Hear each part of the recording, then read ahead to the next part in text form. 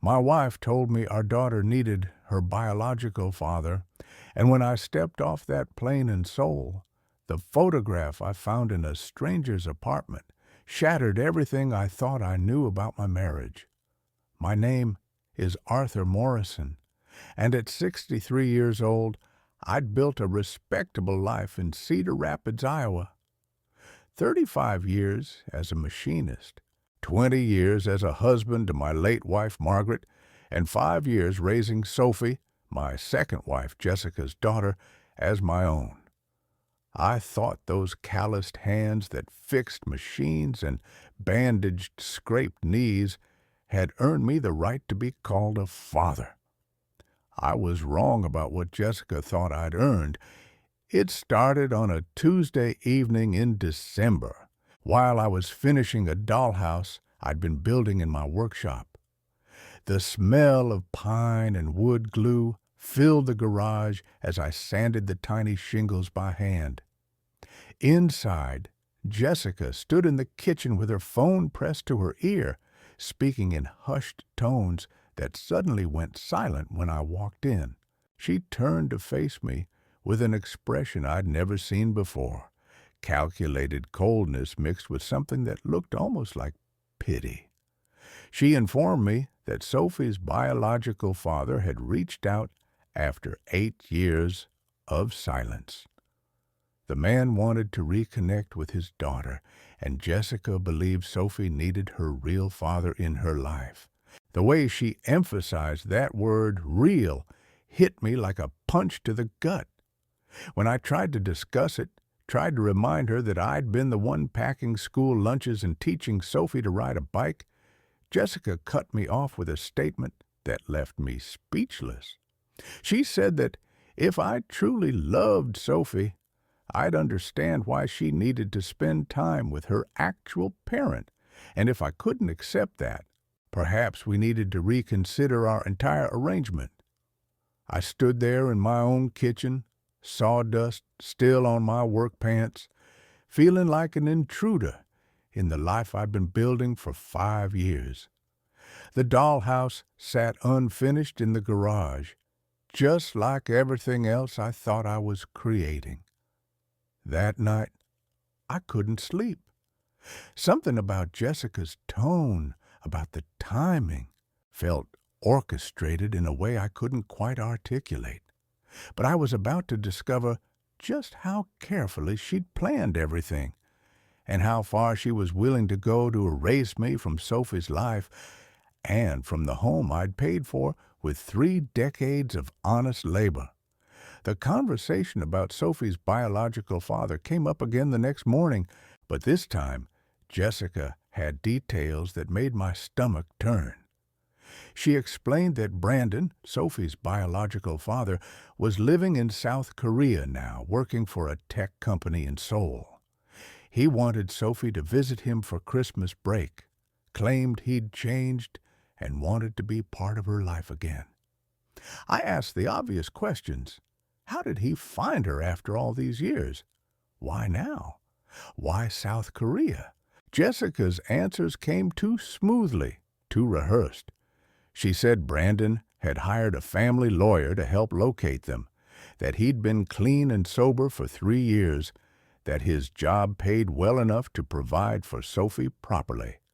That last part stung, the implication that I wasn't providing properly, despite the fact that every dollar in our joint account came from my paycheck and pension. Over the next week, I watched Jessica transform our home into what felt like a legal preparation zone.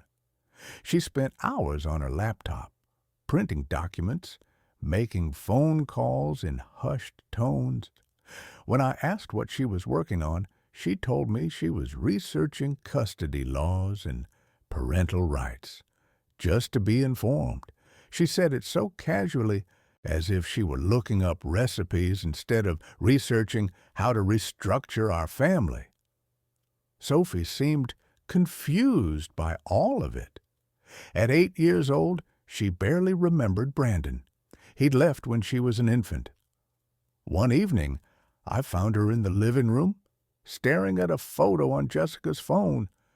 I asked her what she thought about the trip to Korea. She looked up at me with those big brown eyes and said she didn't want to go, that she wanted to stay home with me for Christmas. She called me Dad, not Arthur, just Dad. My chest tightened with the weight of what that word meant to both of us. When I relayed Sophie's concerns to Jessica that night, her response chilled me. She stated that Sophie was too young to understand what was best for her, that children needed both biological parents when possible, and that my attachment to Sophie, while sweet, wasn't the same as a real parent-child bond. She suggested I was being selfish by making this harder than it needed to be. The word selfish echoed in my mind for days. Selfish for raising another man's daughter. Selfish for working overtime to pay for her dance classes and her school supplies. Selfish for being there when she had nightmares. Then came the afternoon that changed everything.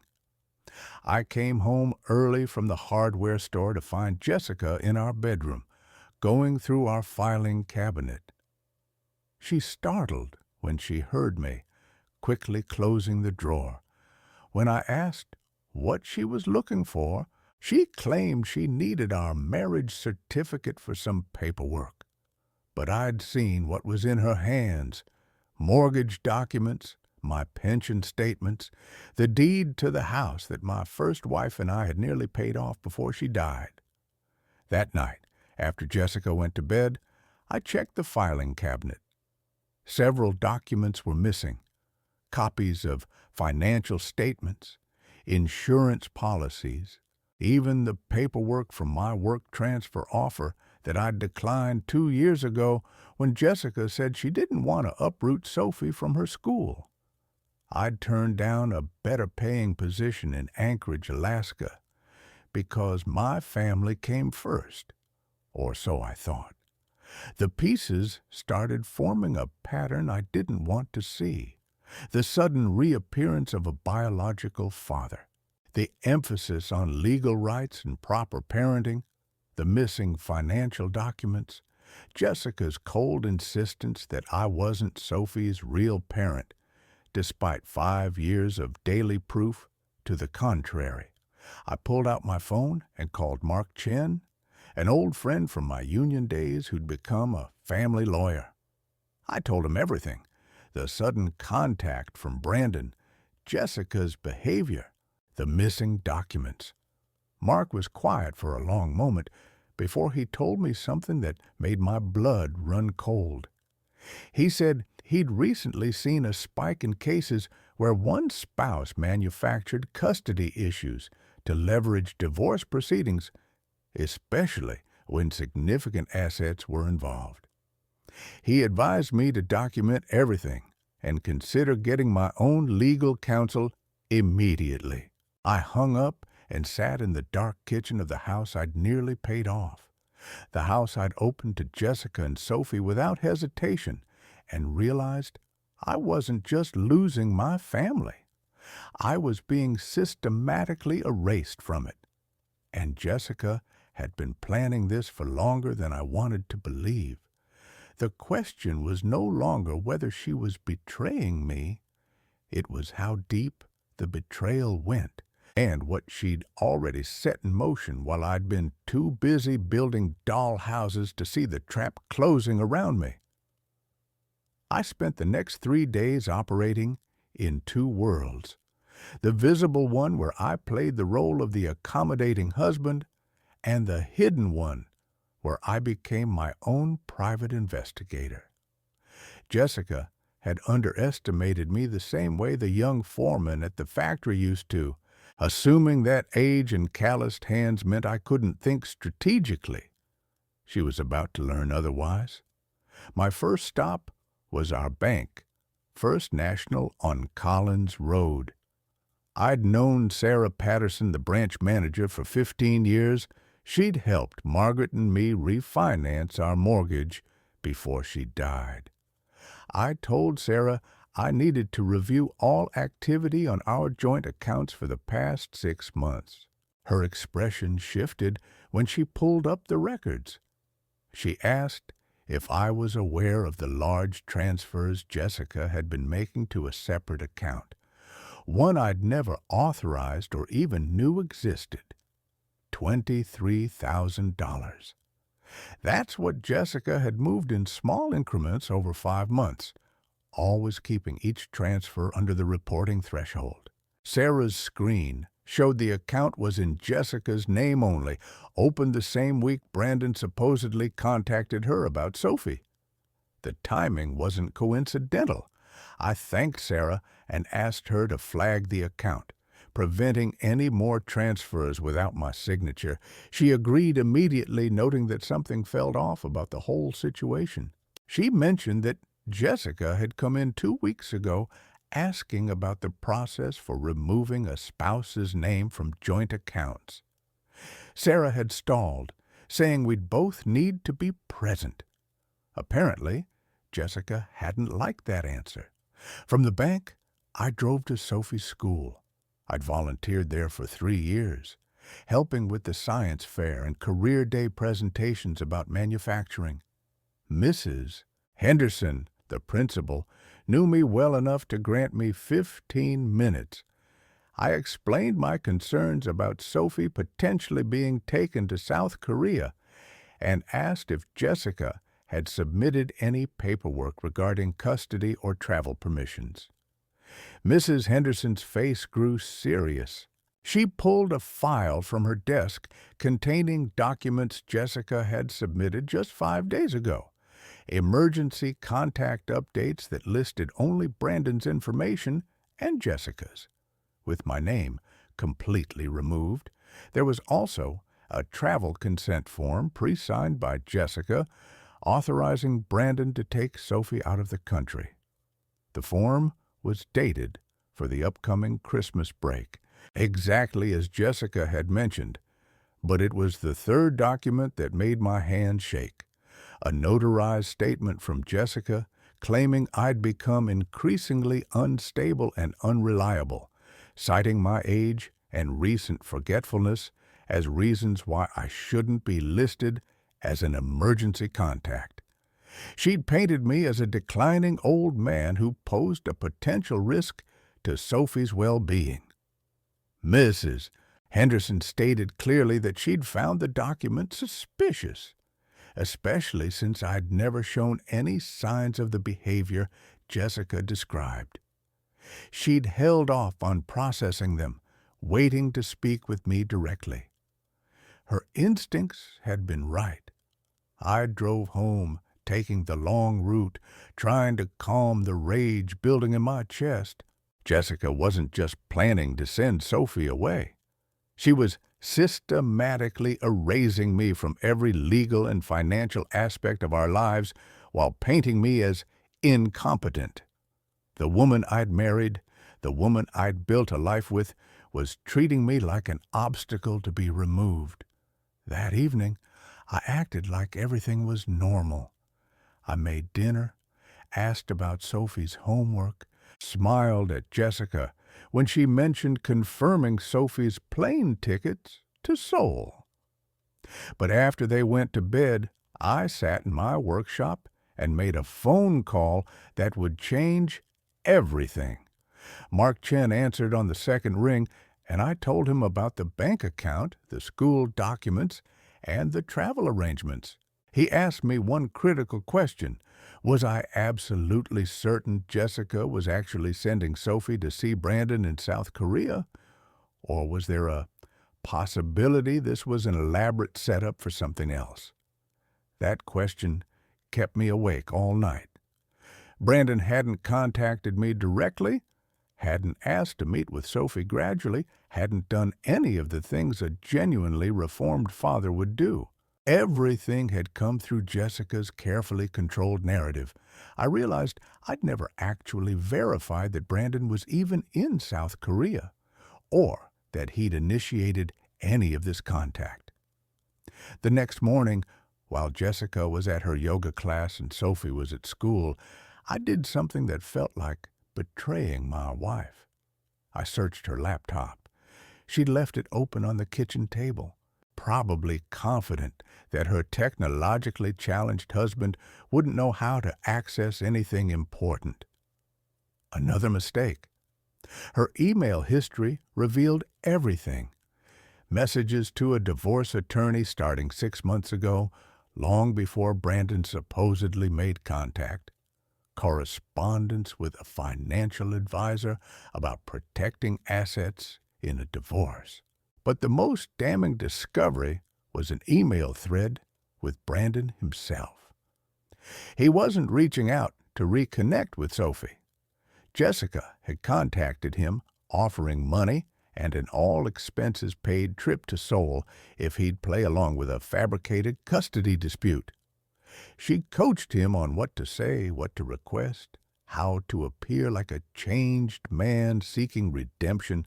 The South Korea angle was deliberate, far enough away to make my objections seem unreasonable, foreign enough to make me appear xenophobic if I protested too much. But the final email in the thread revealed her true endgame. Once the custody dispute was established, once I'd been painted as unstable and controlling, Jessica planned to file for divorce, citing my interference with Sophie's relationship with her biological father. She'd claim the house as primary caregiver, claim my pension as marital property, and leave me with nothing but my Social Security and whatever personal belongings I could carry out the door. I saved every email, every document, every piece of evidence to a USB drive. My hands were shaking, but they were steady enough to copy years of betrayal onto that little piece of plastic. Jessica had been meticulous in her planning, but she'd made one fatal error. She'd assumed I was too old, too trusting, too simple to fight back.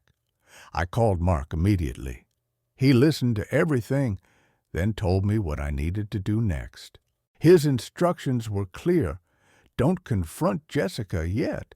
Don't let her know I'd discovered anything. Instead, I needed to secure more evidence, protect my assets, and prepare for the legal battle she'd already started without me. That night at dinner, Jessica mentioned that Sophie's flight to Seoul was booked for December 20th, just 10 days away. She said it brightly, like we were discussing a fun vacation instead of the systematic destruction of everything I'd built. I smiled and nodded, asking questions about flight times and layovers, playing the role of the accommodating fool she thought I was. But inside, I was already planning my counterattack. Jessica wanted to treat me like a senile old man who could be easily discarded. She was about to discover that 3 decades of solving complex mechanical problems had taught me exactly how to dismantle her carefully constructed lies, piece by piece, until the whole rotten structure collapsed on top of her. The game had changed. Now I was playing too. The next week required a performance worthy of an Oscar. I played the confused, slightly befuddled older man that Jessica had been describing to everyone, forgetting where I'd put my keys, asking her to repeat herself, moving just a bit slower around the house.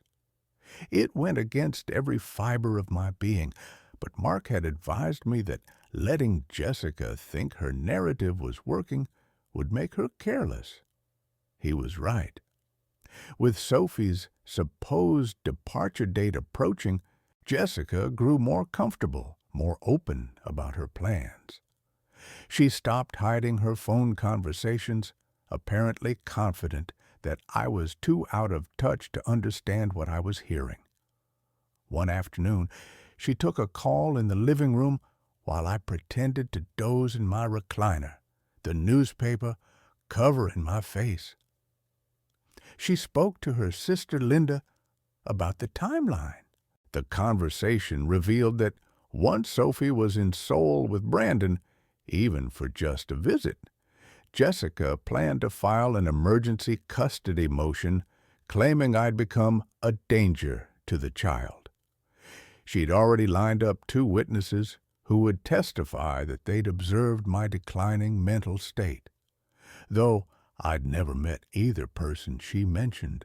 Her attorney had assured her that a judge would issue a temporary restraining order based solely on the claims, preventing me from returning to my own home while the case proceeded. The restraining order was the key to her strategy. While I was locked out of the house, Jessica would have time to drain any remaining joint accounts, document the home's contents as her personal property, and establish herself as the primary resident. By the time I could challenge anything in court, she'd have possession, and possession meant leverage.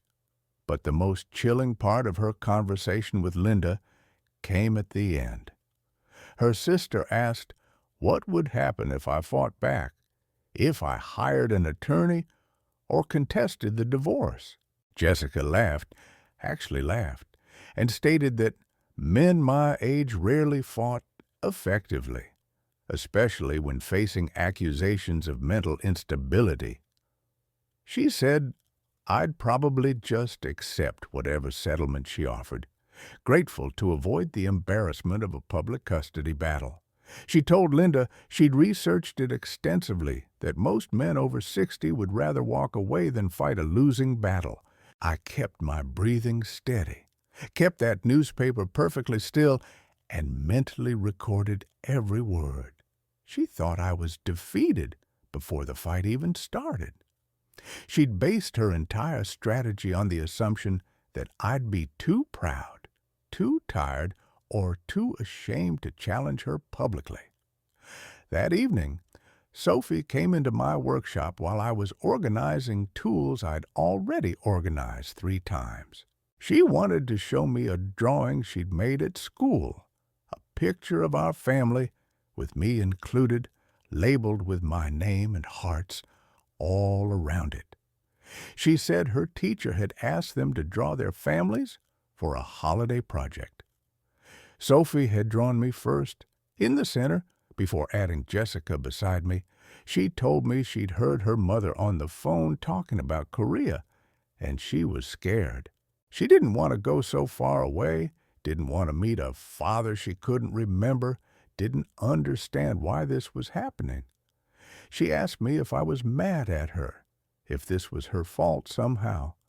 That 8-year-old girl thought she'd done something wrong to cause this upheaval in her life. I set down my tools and knelt to her level, my knees protesting, but my resolve hardening. I assured her that nothing was her fault, that adults sometimes made complicated decisions, and that no matter what happened, I would always be her dad. I told her that sometimes people had to go on trips they didn't want to take, but that didn't change who loved them or who they belonged with. She hugged me tight, her small arms around my neck, and whispered that she wished things could just stay the way they were. I held her and promised myself that I would fight to make that possible, that Jessica's carefully laid plans would crumble before they could destroy this child's stability. After Sophie went to bed, I sat in my workshop and finalized my counter-strategy with Mark over the phone. He'd been busy too, gathering information that Jessica had no idea we had access to. He'd subpoenaed the email exchanges with Brandon through a preliminary legal filing I'd authorized. He'd documented the fraudulent financial transfers. He'd interviewed Mrs. Henderson at the school. He'd even tracked down Brandon's actual residence, still in Cedar Falls, Iowa, not Seoul. The South Korea story was completely fabricated. Mark had one more piece of news that made everything click into place. Brandon wasn't cooperating with Jessica out of paternal concern or even for money. He was her former colleague from the insurance company where she used to work, and county records showed they'd purchased a house together 2 months ago, while she was still married to me, still living in my home, still pretending to be my wife. The custody dispute, the South Korea trip, the claims of my mental decline, all of it was theater designed to cover up the fact that Jessica had been planning to leave me for Brandon for at least half a year. Sophie wasn't going to visit her biological father in Korea. Jessica was planning to move in with Brandon permanently, taking Sophie and my assets with her, while painting me as too unstable to deserve either. But she'd revealed too much, assumed too much, and underestimated me too completely. The flight to Seoul that Jessica had booked? It didn't exist. Mark had checked with the airline. No tickets had ever been purchased.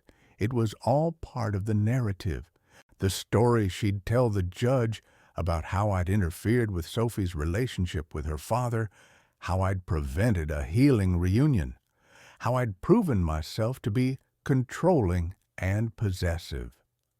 I sat in my workshop that night, surrounded by tools I'd used for 4 decades to fix complex problems, and realized I was about to apply those same analytical skills to dismantling Jessica's fraud.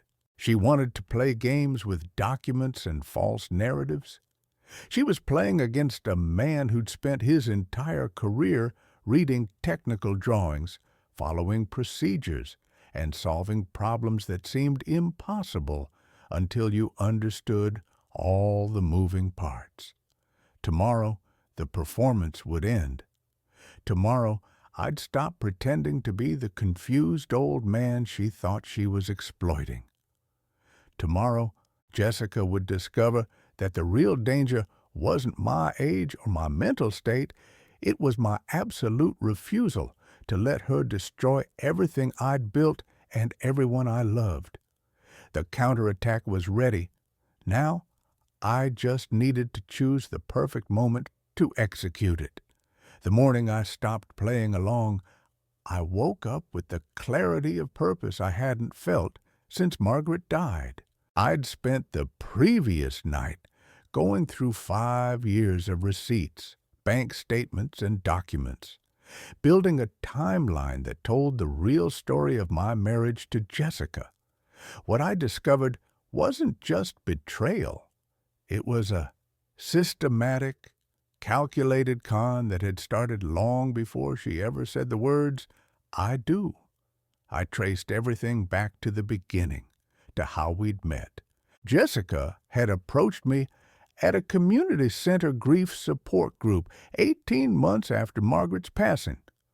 She'd been recently divorced, struggling as a single mother, and she'd paid special attention to me when I mentioned that Margaret and I had nearly paid off our mortgage. At the time, I'd thought she was just being kind, interested in my story. Now I realized she'd been calculating my worth. Our courtship had been swift. Jessica pushed for marriage after only 6 months, claiming that Sophie needed stability and that at our age, we shouldn't waste time. I'd been lonely, still grieving, and flattered that an attractive woman 10 years my junior found me worthy. I'd proposed at the 6-month mark, and we were married 3 months later, in a small ceremony. She'd suggested keeping her assets and mine separate initially, which I'd interpreted as her being responsible and independent. Now, I understood she was positioning herself to claim everything was hers when the time came. Mark had done some digging that revealed an even darker pattern. Jessica's ex-husband, her actual ex-husband, not Brandon, had filed a police report 3 years before she met me. He'd claimed she'd forged his signature on loan documents and attempted to refinance their house without his knowledge.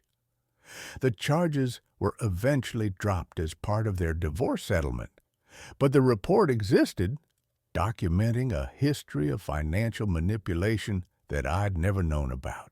More concerning was what Mark found about Brandon. He wasn't just a colleague or a convenient accomplice in Jessica's plan.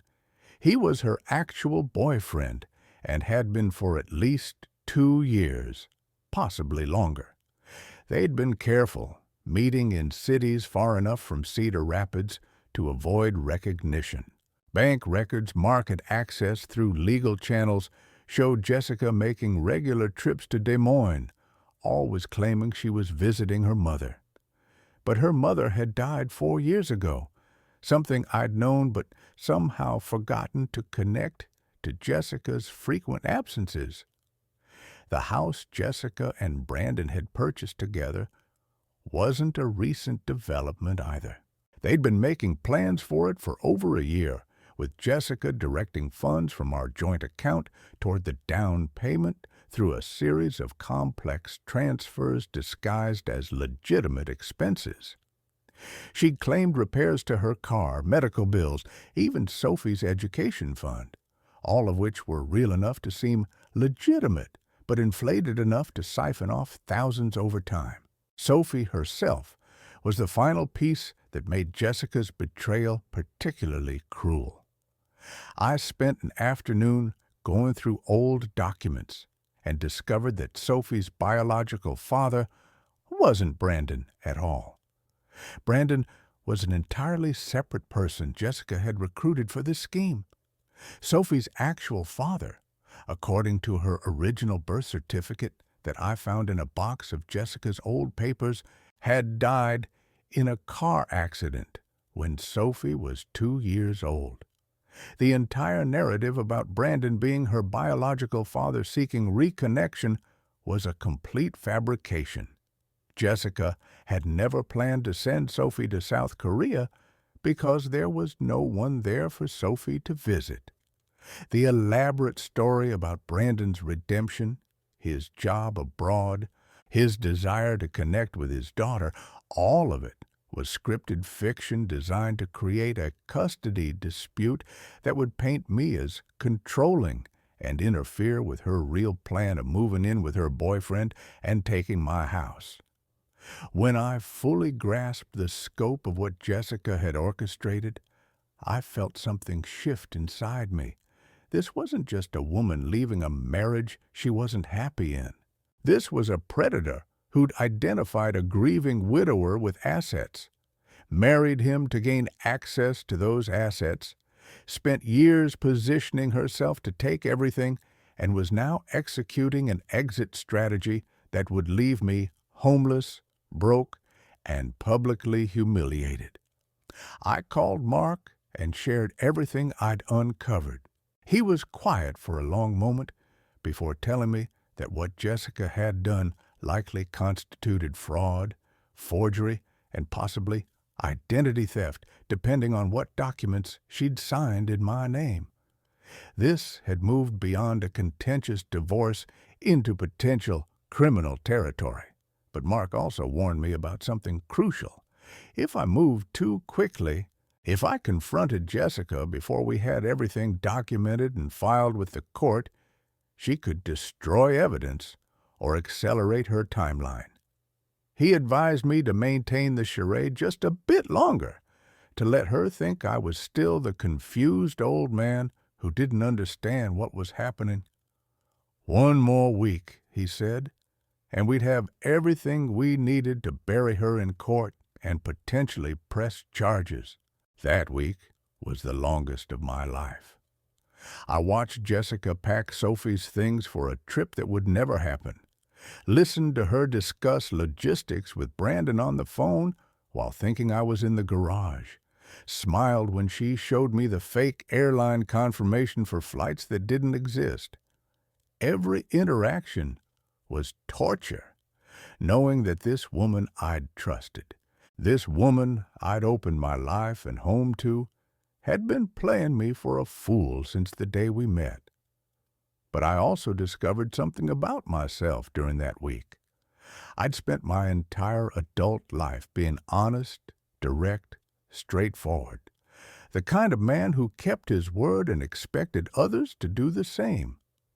Jessica had weaponized my trust against me, assuming my integrity meant I was weak. She thought that men like me, men who built things and fixed things and honored commitments, were dinosaurs who couldn't adapt to deception and manipulation. She was wrong. I could learn her language. I could think strategically, plan methodically, and execute a counterattack with the same precision I'd used to operate complex machinery for 35 years. The difference was that my foundation was truth and hers was lies. And in any structural conflict, the side built on solid ground always wins. The day before Jessica's fake departure date, Mark called with the news I'd been waiting for. He'd filed everything with the court, the evidence of fraud, the financial documentation, the proof that Brandon wasn't Sophie's father, the police report from Jessica's ex-husband, the property records showing her double life. He'd also secured an emergency hearing scheduled for the following morning, exactly when Jessica thought she'd be executing her final move. I spent that evening in my workshop, not working on any project, just sitting among the tools and half-finished pieces that represented my real life. Honest labor, incremental progress, things built to last. Tomorrow, Jessica would walk into that courthouse expecting to receive a restraining order against me, expecting to have me removed from my own home, expecting to tell her carefully crafted story to a sympathetic judge. Instead, she was going to walk into an ambush of her own making, where every lie she'd told, every document she'd forged, every dollar she'd stolen, would be laid out in front of a judge who'd already reviewed Mark's filings and was, according to Mark's sources, very interested in hearing my side of the story. I thought about Sophie, asleep in her room, completely unaware that tomorrow would determine whether she grew up with a man who loved her or a mother who'd used her as a pawn in a financial scam. I thought about Margaret, who'd worked beside me for 20 years to pay off this house, and how she'd be devastated to know I'd nearly lost it to a con artist. And I thought about myself, 63 years old, supposedly past my prime, supposedly too old to fight back effectively. Jessica had gambled everything on that assumption. Tomorrow, she'd learn the cost of that miscalculation. The morning of the hearing, I drove to the courthouse 2 hours early. Mark had instructed me to meet him in his office first. There was one more witness he wanted me to speak with, someone whose testimony could seal our case completely. When I arrived, I found Mark sitting with an elderly woman I'd never seen before. She introduced herself as Patricia Holloway, and she'd been Jessica's landlord before Jessica moved in with me. Patricia had come forward after seeing a request for information that Mark's investigator had posted in several community forums, asking anyone with knowledge of Jessica's past financial dealings to come forward. Patricia's story sent chills down my spine. Jessica had rented from her for 2 years, and during that time, she'd forged Patricia's signature on documents attempting to take out a home equity loan on a property she didn't own. Patricia had discovered it only when the bank called to verify details, and she'd pursued charges. But Jessica had moved out immediately, disappeared, and Patricia, already in her 70s at the time and exhausted by the process, had eventually dropped the complaint just to end the ordeal. Patricia had kept all the documentation, though. Forged signatures, fraudulent loan applications, even letters from Jessica trying to convince her to sign over property rights.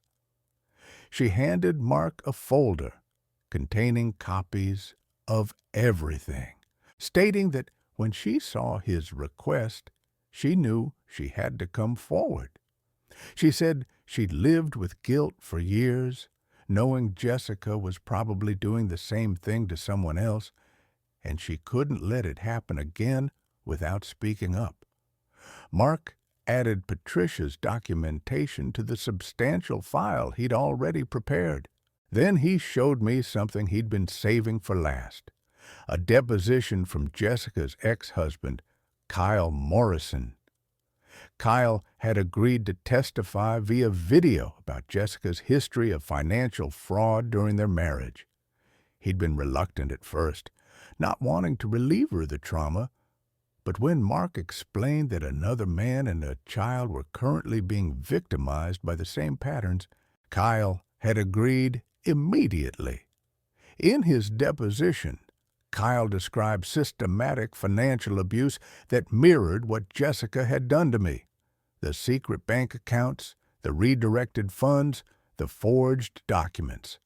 He also confirmed that Jessica had used similar custody manipulation with their biological son, a detail that shocked me. Jessica had told me she had no children before Sophie, that Sophie's father was her only serious relationship before me. But Kyle revealed they'd had a son together, now 14, who lived with Kyle full-time after Jessica was found unfit for custody due to her financial crimes against the family. Jessica hadn't just lied about Sophie's father. She'd erased an entire child from her narrative, a son she'd lost custody of because she'd been too busy stealing from her family to be a proper parent. And she targeted me specifically because I was a widower, likely to be lonely, definitely financially stable, and at an age where people might excuse her behavior as an older man being confused if I ever tried to fight back.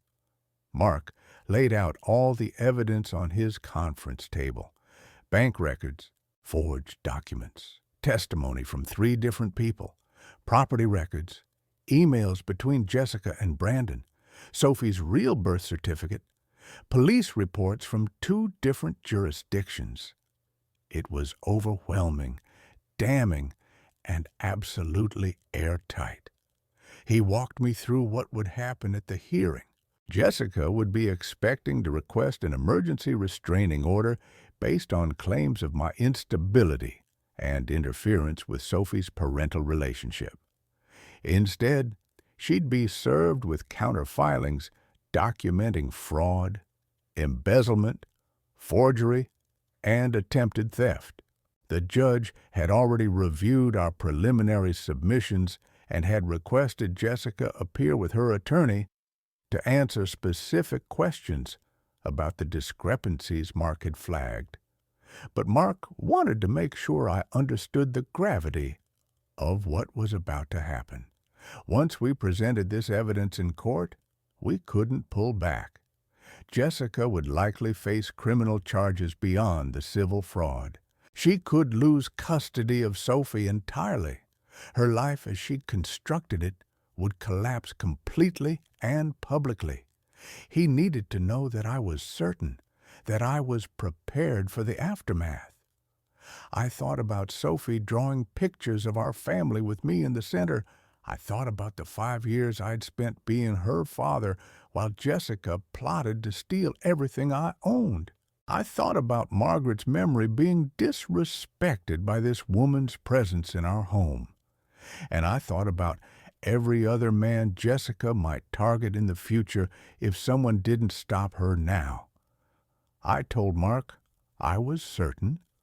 I wasn't doing this out of revenge, though I'd be lying if I said anger wasn't part of my motivation. I was doing this because it was right, because Jessica's actions couldn't go unchallenged, and because Sophie deserved better than a mother who viewed people as assets to be exploited. We arrived at the courthouse 30 minutes before the scheduled hearing. Jessica was already there with her attorney, looking confident and put together in a navy dress that probably cost more than my monthly pension check. She saw me and smiled, actually smiled, probably thinking I was there to capitulate, to accept whatever terms she'd decided to offer. Sophie was with Jessica's sister Linda, who'd brought her to the courthouse supposedly to say goodbye before the trip to Korea. The sight of that little girl, clutching a stuffed elephant I'd won for her at the state fair, sitting in a courthouse hallway while her mother prepared to commit perjury, made my resolve absolute. Mark squeezed my shoulder and reminded me to stay calm no matter what was said in that courtroom. He told me that Jessica's attorney would try to attack my credibility, to paint me as a bitter old man making wild accusations. I just needed to sit quietly and let the evidence speak for itself. The bailiff called us into the courtroom. Jessica and her attorney entered first, still confident, still convinced this would go according to her plan. Mark and I followed, carrying 3 boxes of documentation. As we set them on the defense table, I saw Jessica's smile falter slightly. Her attorney leaned over and whispered something to her, probably asking what we were carrying. Judge Sarah Morrison, no relation to me or Kyle, just an unfortunate coincidence, took the bench. She was a woman in her mid-50s, with a reputation for being fair, but absolutely intolerant of anyone who wasted her court's time with false claims. Mark had specifically requested her for this hearing, knowing her background as a family court judge who'd seen every manipulation tactic imaginable. Judge Morrison reviewed the files in front of her, then looked directly at Jessica. She asked Jessica's attorney if he was aware of the counter-filings that had been submitted. The attorney looked confused, clearly caught off guard. Jessica's face had gone pale. The judge stated that this hearing was no longer about Jessica's requested restraining order. Based on the evidence presented by my counsel, this was now a hearing about potential fraud, embezzlement, and false statements made to the court. Jessica would need to answer questions under oath about numerous discrepancies in her claims. Jessica's attorney requested a recess. The judge denied it. She wanted answers now on the record before any more court resources were wasted on what appeared to be a fraudulent custody dispute. And then Mark stood up and began presenting our case piece by piece, document by document, lie by lie. Jessica's carefully constructed world was about to crumble, and every word she'd said, every false document she'd filed, every dollar she'd stolen was about to be exposed in the harsh light of a public courtroom. I sat quietly at the defense table, my hands folded, my expression neutral, and watched the woman who tried to erase me from my own life realize that she'd severely miscalculated who she was dealing with. Mark's presentation lasted 90 minutes, but each minute felt both endless and too quick. He started with the financial evidence, projecting bank statements on the courtroom screen that showed the systematic transfers Jessica had made from our joint account to her secret account. He highlighted each transaction, showing the pattern of amounts just under the reporting threshold, timed to coincide with legitimate bills that I'd believed I was paying. Jessica's attorney tried to interject, claiming that married couples often maintained separate accounts. Mark countered by showing that Jessica had explicitly told the bank she wanted the account hidden from me, that she'd set up paperwork specifically requesting no statements be mailed to our home address. This wasn't financial independence. It was deception. Next came the property records, Mark displayed the deed to the house Jessica and Brandon had purchased together, showing that she'd used funds from our joint account for the down payment. He showed photos of the house, a modest ranch about 30 miles from Cedar Rapids, and then showed the court emails between Jessica and Brandon discussing furniture, paint colors, and move-in dates. The judge asked for clarification on the timeline. Mark confirmed that all of this was happening while Jessica was legally married to me and living in my home. Judge Morrison's expression hardened. She asked Jessica directly if she'd purchased property with another man while married. Jessica's attorney advised her not to answer. The judge stated that silence would be noted in her decision. Then Mark moved to the custody fraud. He presented Sophie's real birth certificate, showing that her biological father had died years ago. He showed the fabricated story about Brandon being her father, the fake travel arrangements to South Korea, the coached conversations. He explained that Jessica had recruited Brandon, her boyfriend, to play the role of a reformed biological father specifically to create a custody dispute that would make me look controlling and unstable. Mark called Mrs. Henderson to the stand via video conference. She testified about the suspicious documents Jessica had submitted to the school, the attempts to remove me from Sophie's emergency contacts, and the statement Jessica had made claiming I was mentally declining. Mrs. Henderson stated clearly that in 3 years of volunteering at the school, she'd never observed any behavior from me that suggested instability or decline. Jessica's attorney tried to attack Mrs. Henderson's credibility, suggesting she was biased because I'd donated time to the school. The judge shut that down immediately, noting that volunteer work demonstrated commitment, not instability. Mark then presented Patricia Holloway's testimony and documentation. Patricia explained the previous fraud attempt, the forged signatures, the pattern of behavior. Jessica's attorney objected, claiming past accusations shouldn't be relevant to current proceedings.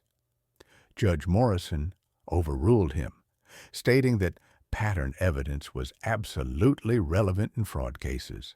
The video deposition from Kyle Morrison was devastating.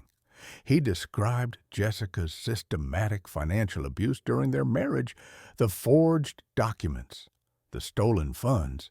He also revealed the existence of their son, the child Jessica had claimed didn't exist, and explained that he'd been granted full custody after Jessica was found to have diverted funds meant for their child's education into personal accounts.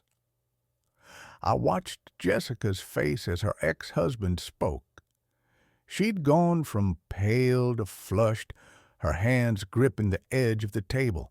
Her attorney was frantically taking notes, probably realizing his client had lied to him about virtually everything. Mark's final presentation was the email evidence. He read excerpts from Jessica's messages to Brandon, including ones where she explicitly stated she was playing the long game with the old fool who owned a nearly paid-off house. She'd written about how easy it was to manipulate men my age, how we were so grateful for attention that we didn't ask enough questions. She'd literally called me a retirement plan. The courtroom was silent, except for Mark's voice reading those emails. I'd seen them before, but hearing them read aloud in front of a judge, in front of witnesses, made them even more cruel. This was how Jessica truly saw me, not as a husband, not as a father to Sophie, but as an asset to be liquidated. When Mark finished, Judge Morrison asked Jessica's attorney if he had any evidence to present. The attorney requested another recess, claiming he needed time to review these allegations with his client. The judge gave him 15 minutes. During that recess, I stepped into the hallway where Sophie was still waiting with Linda. Sophie saw me and immediately came over asking if everything was okay. I knelt down and told her that the adults were just talking about some complicated things, but that everything would be fine. She asked if she still had to go to Korea. I promised her she didn't, that she wasn't going anywhere. Linda looked uncomfortable, clearly torn between loyalty to her sister and what she'd just overheard through the courtroom doors. I didn't say anything to her. She'd have to reconcile her own conscience. When we returned to the courtroom, Jessica's attorney had one last strategy. He claimed that I'd manipulated the evidence, that I was conducting a vindictive campaign against a woman who'd only been trying to do what was best for her daughter. He painted me as a controlling older man who couldn't accept that Jessica wanted to leave the marriage, who was using my financial resources to destroy her reputation. It was a desperate play, and Judge Morrison saw through it immediately. She asked the attorney how I could have manipulated bank records, property deeds, email servers, and testimony from multiple witnesses across several years. The attorney had no answer. The judge then asked Jessica directly if she'd been planning to leave the marriage for Brandon while still living in my home. Jessica's attorney advised her to invoke her Fifth Amendment rights.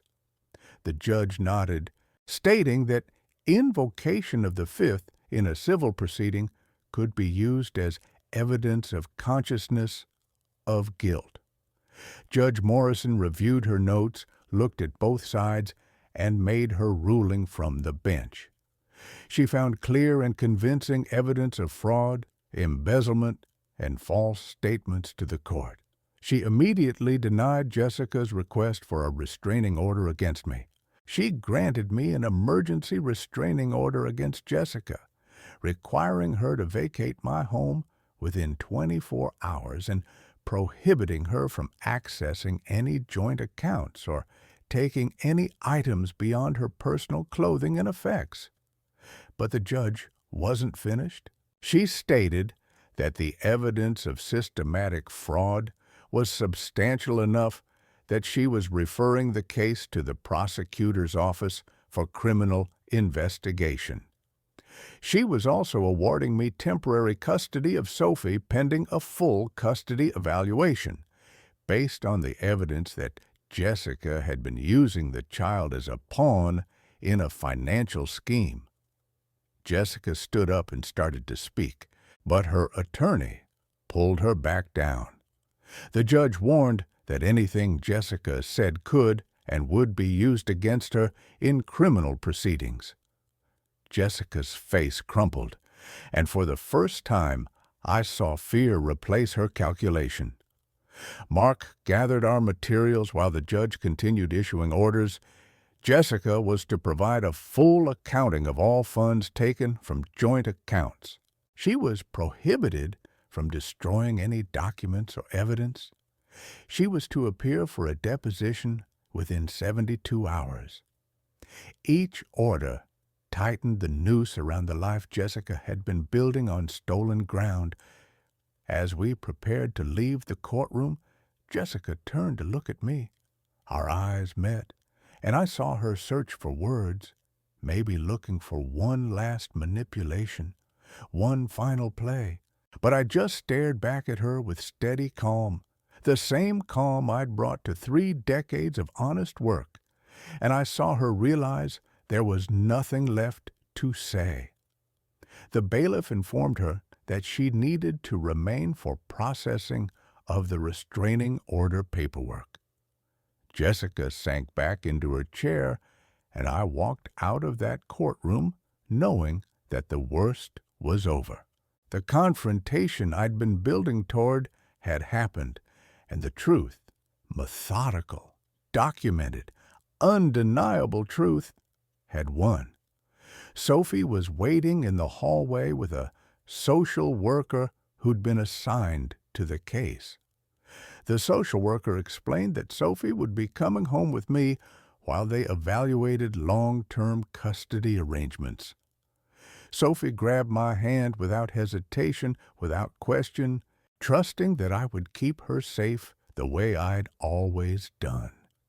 As we walked out of the courthouse into the cold December afternoon, Sophie asked me one question. She wanted to know if her mom was in trouble. I told her that her mom had made some bad choices and now had to face the consequences, but that none of it was Sophie's fault. I reminded her that she was loved, that she had a home, and that I wasn't going anywhere. She squeezed my hand tighter and said she was glad we didn't have to pretend anymore. That simple statement hit me harder than any of Jessica's betrayals. This child had known something was wrong, had been carrying that weight, and now she could finally let it go. We drove home in comfortable silence, both of us processing the magnitude of what had just happened. The house that Jessica had tried to steal was still mine. The life I'd built was still intact. And the daughter who'd chosen to draw me at the center of her family picture was coming home where she belonged. Tomorrow would bring new challenges, custody evaluations, criminal proceedings, the practical realities of becoming a single parent again at 63. But tonight, I was just going to make Sophie her favorite dinner, help her with homework if she wanted, and remind us both that the truth, no matter how long it takes to surface, always finds its way into the light. The days following the hearing moved with brutal efficiency. Mark had warned me that once the legal wheels started turning, Jessica's carefully constructed facade would collapse quickly. He was right, but even he was surprised by how completely everything fell apart for her. The prosecutor's office opened a criminal investigation within 48 hours.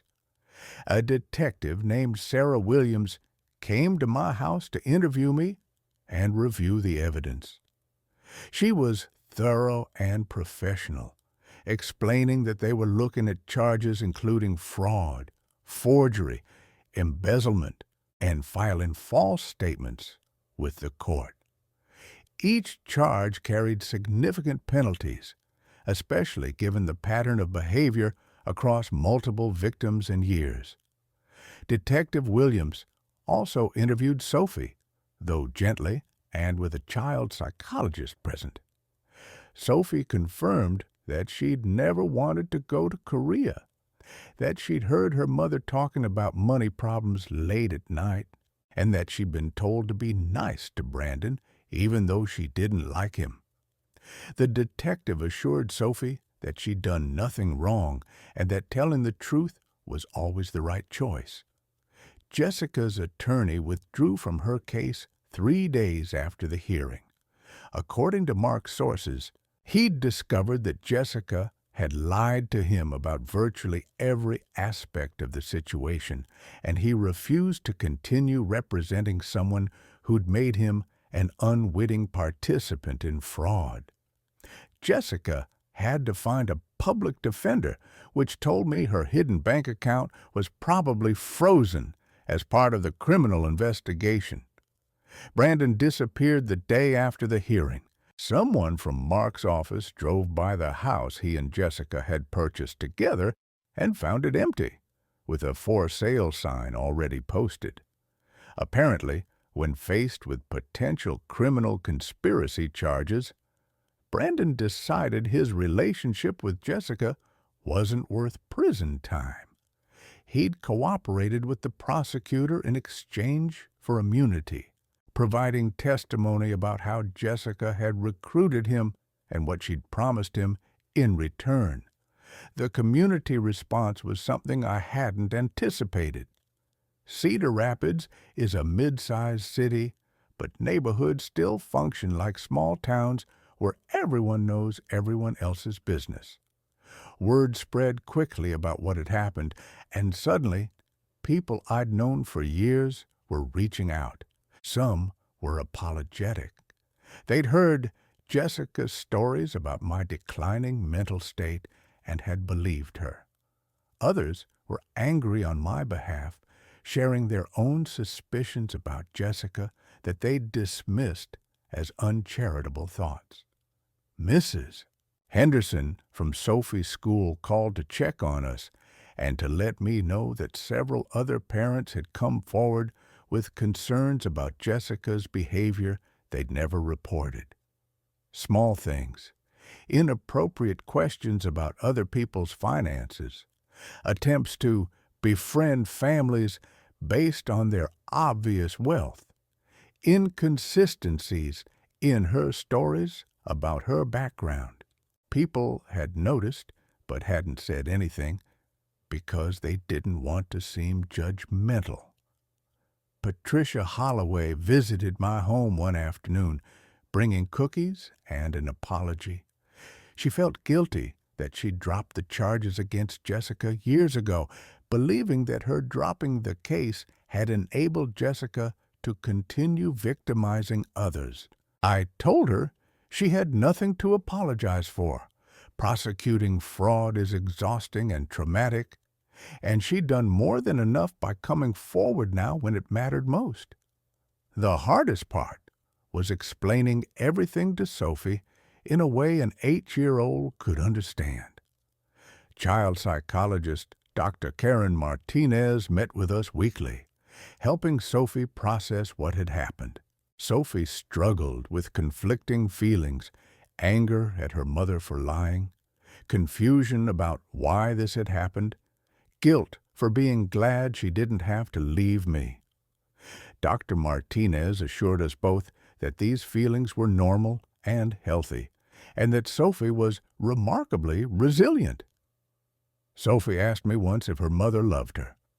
I chose my words carefully, explaining that sometimes people make very bad choices that hurt the people they're supposed to protect, but that doesn't necessarily mean they don't feel love.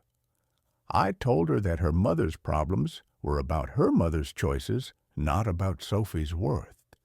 I also told her that whatever happened legally, I would always be there for her, always be her dad, always make sure she was safe and loved. The custody evaluation was extensive. Social workers interviewed us both, visited the house multiple times, spoke with Sophie's teachers and friends' parents, and reviewed all the court documents. They also attempted to interview Jessica, who initially refused to cooperate until her public defender explained that refusal would be noted in the evaluation and would almost certainly result in loss of custody.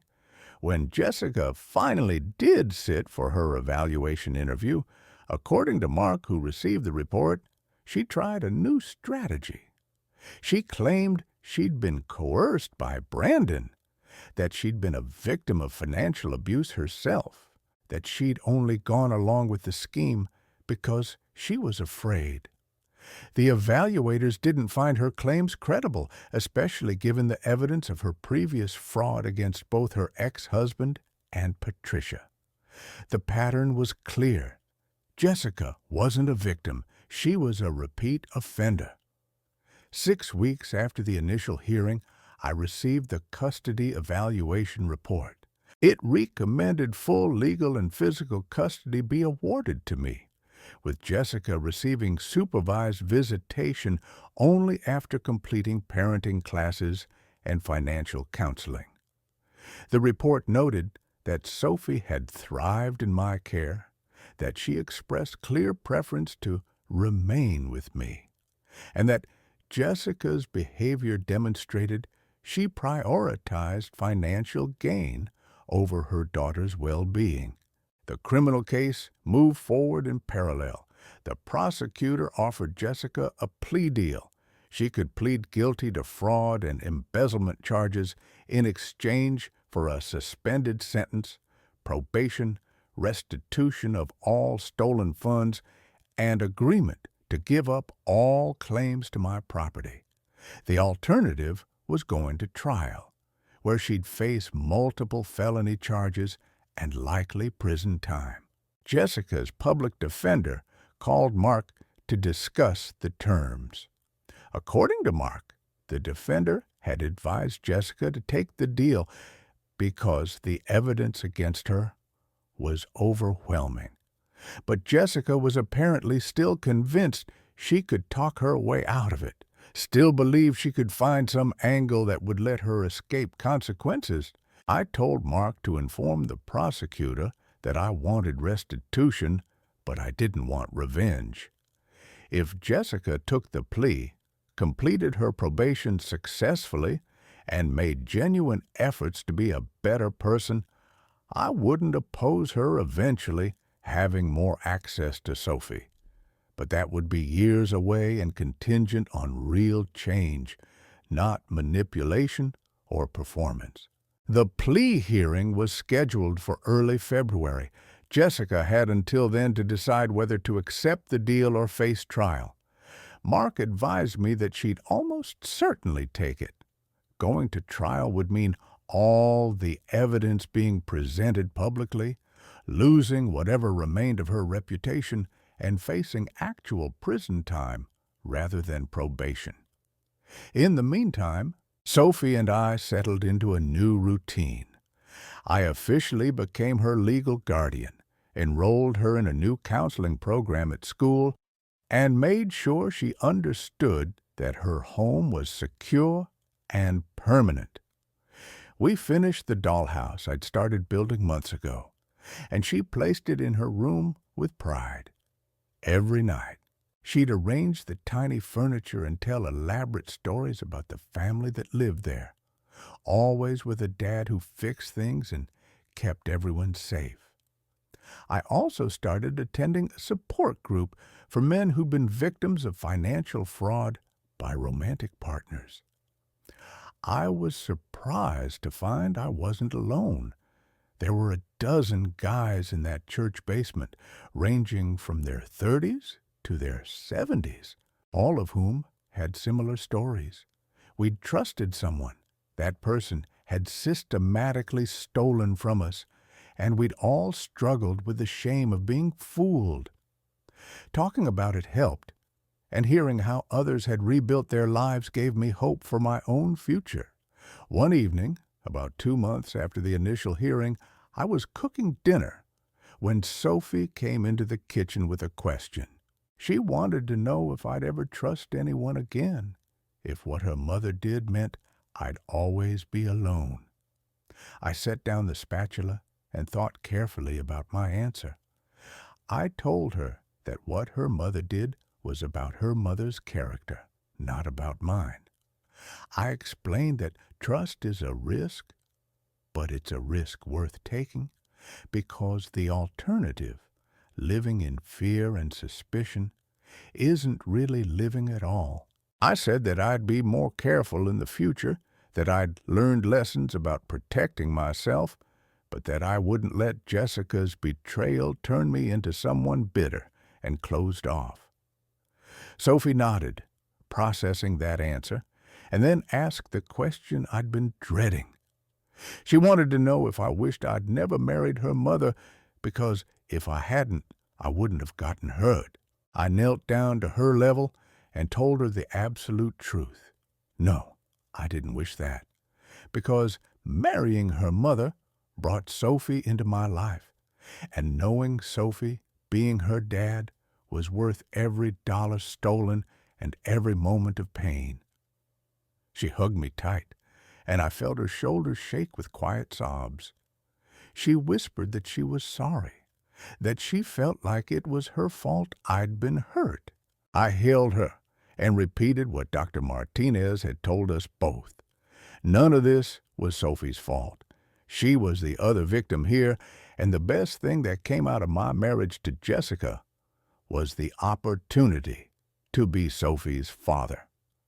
That night, after Sophie went to bed, I sat in my workshop and thought about the past year. I'd lost money, time, and illusions about someone I'd trusted. But I'd gained something more valuable, proof that I was still capable of fighting for what mattered, still strong enough to protect the people I loved, and still had the wisdom that comes from decades of honest work to guide me through difficult situations. Jessica had bet everything on me being too old, too tired, or too ashamed to fight back. She'd lost that bet spectacularly, and now she was facing consequences that would follow her for the rest of her life. I didn't take pleasure in her downfall. I wasn't that kind of man, but I felt satisfaction knowing that justice had been served and that no one else would be victimized by her schemes. The plea hearing was still weeks away, but I was ready for whatever came next. I had Sophie, I had my home, and I had the hard-earned knowledge that sometimes the most important battles aren't fought with fists, but with patience, documentation, and the courage to expose lies no matter how uncomfortable that exposure might be. Jessica had tried to erase me from my own life, had treated me like a problem to be removed rather than a person deserving of respect. She'd failed, and in failing, she'd taught me something valuable about resilience. At 63, I was still capable of starting over, still capable of building a new life, and still capable of being exactly the kind of father that Sophie needed. Steady, honest, and absolutely unwilling to let anyone hurt the people I loved. Tomorrow would bring new challenges, but tonight I was just grateful to be home, with my daughter safe in her room, and with the certain knowledge that we'd both survive Jessica's betrayal and come out stronger on the other side. Jessica took the plea deal. On a gray February morning, I sat in the back of the courtroom while she stood before Judge Morrison and admitted to fraud, embezzlement, and filing false statements. Her voice was quiet, stripped of the confidence she'd carried throughout our marriage.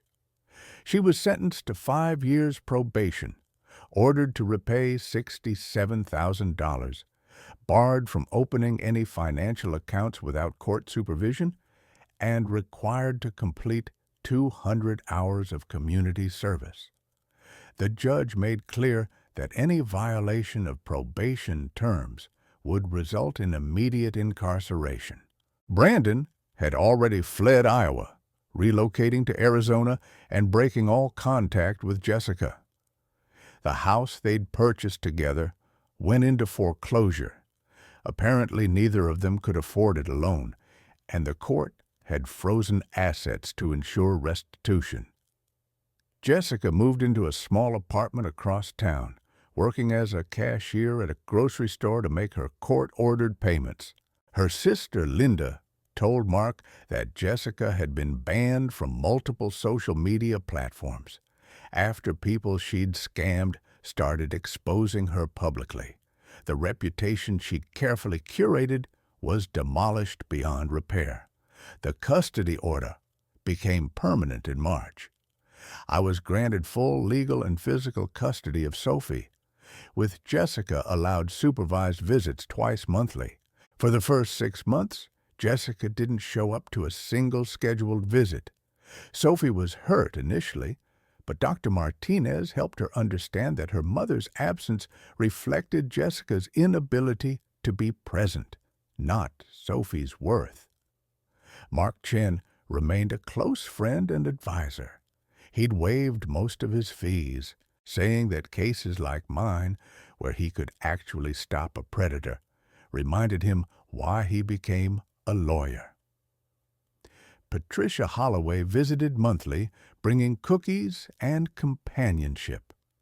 She and Sophie developed a special bond, with Patricia teaching Sophie to bake, using recipes from her late husband's grandmother. Mrs. Henderson continued checking in from school, monitoring Sophie's progress and celebrating her straight-A report cards. Kyle Morrison, Jessica's ex-husband, reached out to thank me for pursuing the case. He said watching Jessica face real consequences had helped him and his son find closure. He invited Sophie and me to visit them in Chicago over summer break, suggesting our kids might enjoy meeting. Sophie was nervous, but interested. The idea of having a stepbrother she'd never known about was both strange and exciting. The community rallied around us in unexpected ways. My union brothers organized a benefit to help cover legal costs I'd incurred before Jessica's restitution payments began. Neighbors who'd gossiped about my supposed mental decline apologized and went out of their way to include Sophie in their children's activities. The hardware store where I'd worked part-time offered me more hours, and I accepted gratefully. I retired from the factory officially in June at 64, on my own terms this time.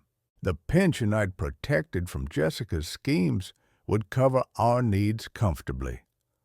I planned to do some consulting work for the factory, training younger workers on the complex machinery I'd operated for decades, and I looked forward to having more time with Sophie. We talked about traveling to see national parks she'd studied in school. Yellowstone was at the top of her list. Sophie thrived. Her grades improved, her anxiety decreased, and she started playing soccer with a local youth league. She made friends whose parents became my friends too. People who appreciated that a man my age was willing to pack orange slices, sit in the rain at games, and cheer loud enough to embarrass her in the best way. She asked if she could officially take my last name instead of Jessica's, and I told her we'd start that legal process when she was ready. One evening in late spring, Sophie and I sat on the porch watching fireflies. She'd just turned 9, and we'd celebrated with a party attended by her friends and their families. More people than I'd expected, all of them genuinely happy to celebrate with us.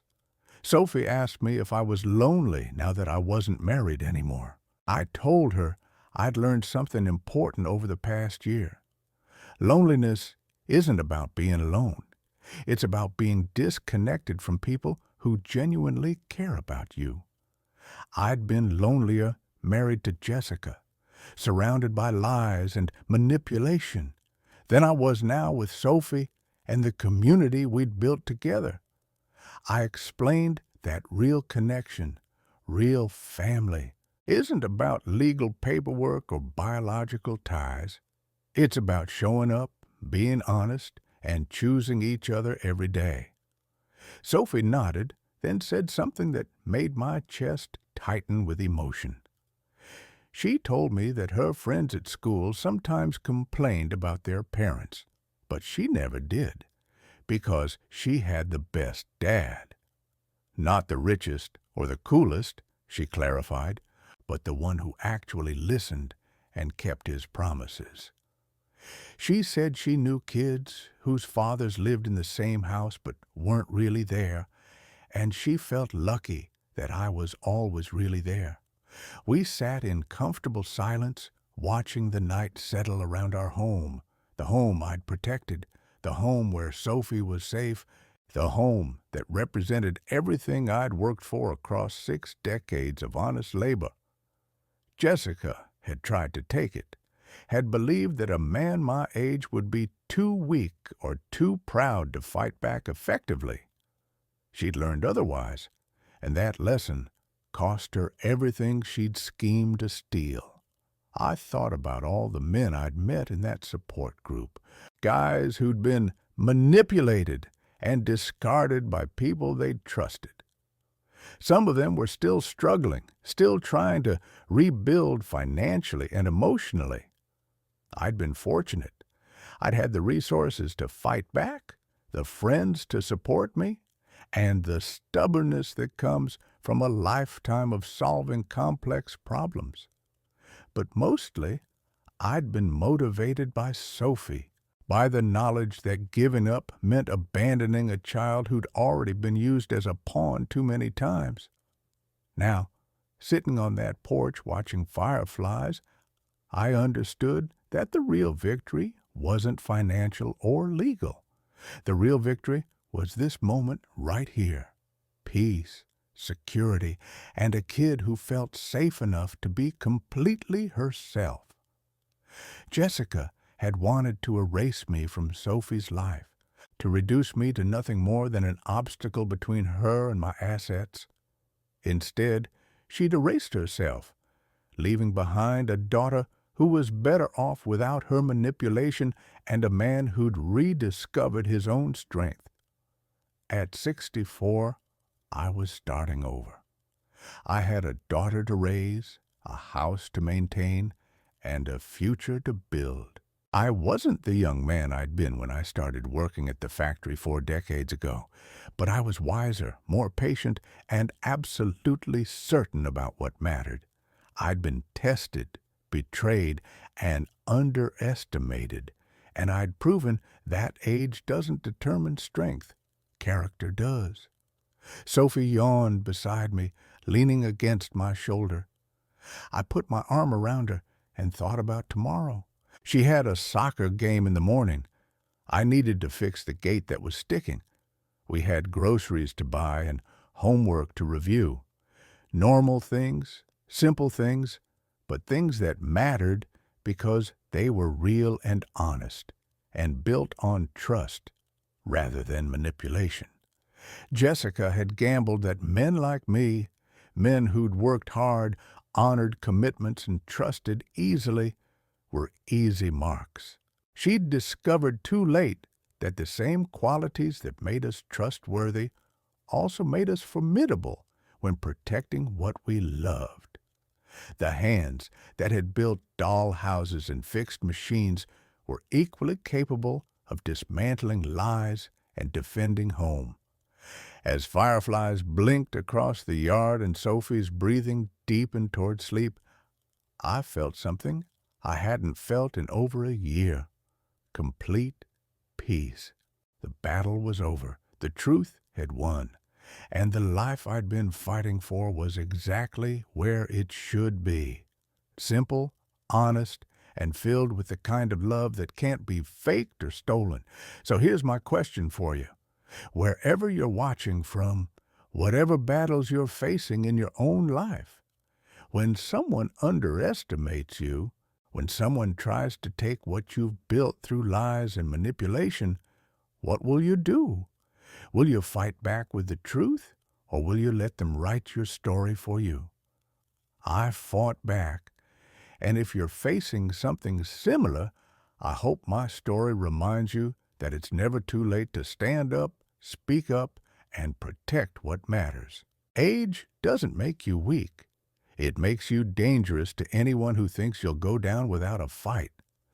If this story meant something to you, leave a comment telling me where you're from and hit that subscribe button. Because every person who stands up to fraud, manipulation, and betrayal makes it harder for predators like Jessica to succeed.